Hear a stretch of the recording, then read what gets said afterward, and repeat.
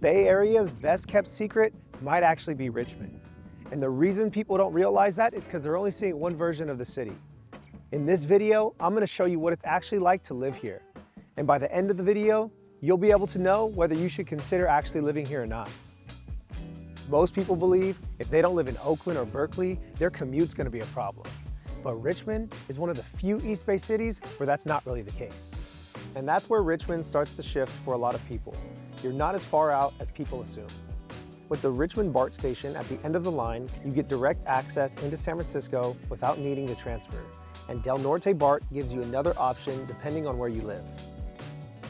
You also have the Richmond Ferry, which runs straight into San Francisco and is one of the more reliable and honestly more enjoyable commute options in the Bay.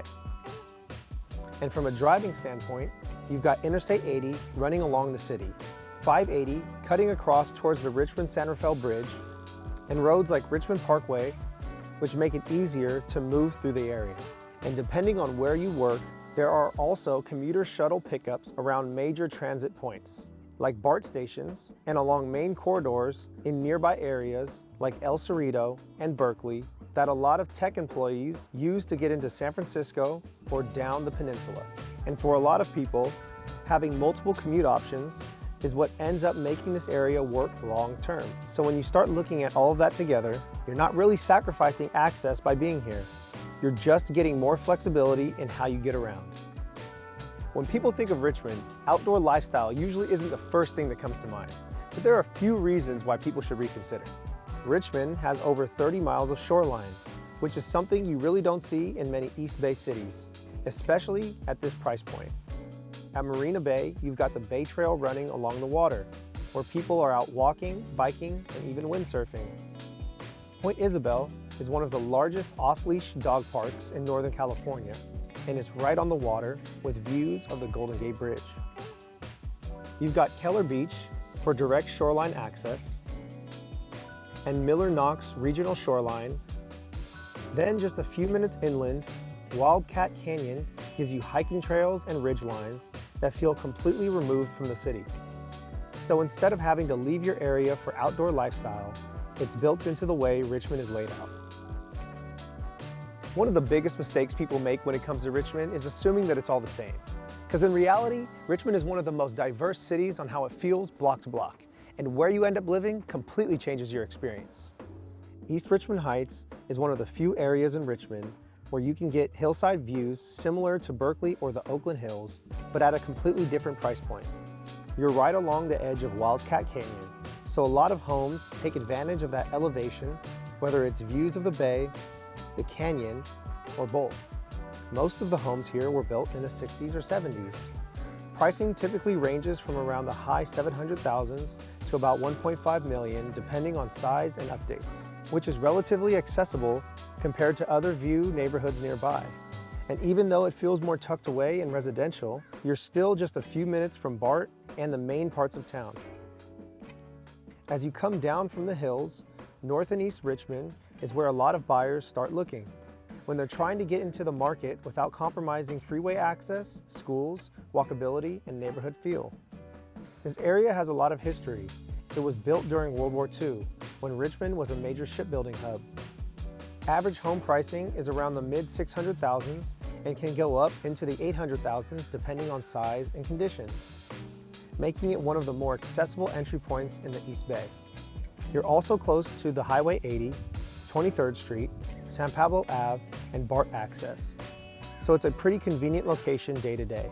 And depending on where you are in the neighborhood, you also get a slightly more walkable feel, with access to local shops, parks, and schools, including Michelle Obama Elementary, which is one that comes up a lot for people. Just next to that, Richmond Annex tends to feel a little more established and location-driven. It sits along the El Cerrito border, which gives you access to El Cerrito Plaza BART, along with shopping, groceries, and easy freeway connections. Average pricing is typically in the 800,000s and can go up over $1 million depending on size and location. What stands out here is how consistent it feels. Tree-lined streets, long-term residents, and a neighborhood that just works for everyday living. Then, as you make your way towards the water, Marina Bay feels like a completely different environment. This area was originally a World War II shipyard that's been redeveloped into a waterfront community, and you can really feel that in how it's laid out. You've got walking paths along the marina, access to the ferry, and a setup that's built around being outside. Most of the housing here is condos and townhomes, usually averaging around 500,000, but can go over $1 million with some single-family homes mixed in. There are HOA fees to consider, but for buyers looking for a waterfront lifestyle that's within reach, this is one of the most realistic options in the Bay Area. Not too far from there, Point Richmond shifts again, but in a different way. This is one of the only areas in the East Bay that really feels like its own small town. There's a historic downtown with local shops, restaurants, and places like Hotel Mac that have been a part of the community for years. The homes range from hillside properties with views of the bay or Golden Gate to waterfront developments closer to the marina. Average pricing is around $1 million to close to $3 million depending on location and views. What really defines Point Richmond is the sense of community. It's the kind of place where people know their neighbors and show up for local events. And then further up, Hilltop Neighborhoods bring in a more suburban feel. This is one of the areas that comes up most often for people trying to get started in the Bay Area. You'll find condos starting around the 400,000s, townhomes in the 600,000 range, and some larger homes up to around $1 million. The streets are wider, and the homes are more modern and newly built. And what a lot of people don't realize at first, there's a pretty significant change happening in this area right now. Something that's going to impact how people view this part of Richmond long term. I'll break down exactly what that is later in the video and what it could mean for the area moving forward. And for buyers thinking long term, it's not just about where Hilltop is today, it's also about where it's heading. If you really want to understand Richmond, you can't just look at the homes. You have to look at 23rd Street. This is the main cultural corridor of the city, and it's where a lot of the identity of true Richmond really shows up. You've got a strong Hispanic community here, along with local markets, small businesses, and a ton of restaurants, especially those hole-in-the-wall spots that people don't always find unless they've spent time in the area. Places like El Tapatio and Taqueria La Bamba are go-to spots for a lot of locals. And even somewhere like Andy's Donut Shop, which has been around since the 50s, is part of what gives the area its character. And throughout the year, you'll see that even more with events like Cinco de Mayo celebrations, parades, and local events that bring people out. So if you want to understand what it's actually like to live here, this is one of the places you'll have to spend time in. It's one of the clearest examples of what makes Richmond feel authentic. One of the first questions that most people have when they start looking in Richmond is about schools. And the reality is that this is one of the more nuanced things about buying here. Because unlike some cities where schools feel more consistent across the board, in Richmond, it really depends on the specific neighborhood you're in. There are some well-rated options like Michelle Obama Elementary, along with nearby schools in areas like El Cerrito that a lot of people also consider depending on location. You also have private school options throughout the area, which for some people becomes part of the overall strategy. So instead of looking at Richmond as a whole, most people end up narrowing it down to specific pockets that align with what they're looking for, whether that's schools, commute, or budget.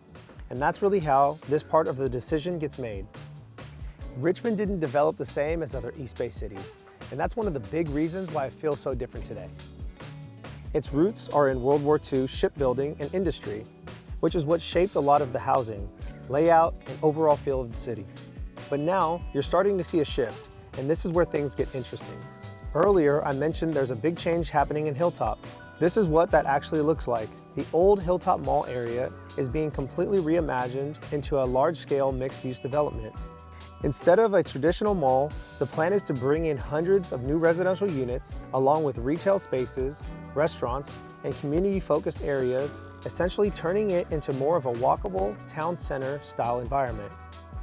You're also seeing investment in public infrastructure, like the Richmond Public Library renovation, along with continued development and demand along the Marina Bay waterfront, where there's more focus on lifestyle, outdoor access, and housing near the water.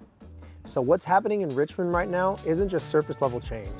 It's a shift from a city that was built around industry to one that's starting to be shaped around livability, community, and long-term growth. And that's what more people are starting to pay attention to. If you've been thinking about making a move to the East Bay and you're trying to figure out which cities fit you best, Richmond is definitely worth a closer look. If you found this helpful, make sure to subscribe. And if you want more real estate content, follow me on Instagram. See you next video.